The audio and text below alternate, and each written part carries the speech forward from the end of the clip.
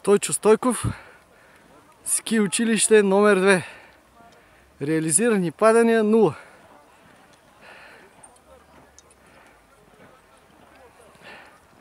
Скорост на пускания 5 км в час. Може и по-добре.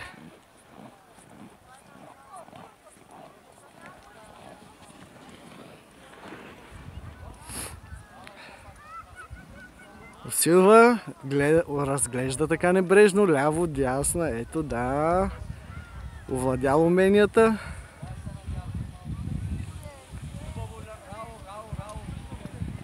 Ето и други му подсказват.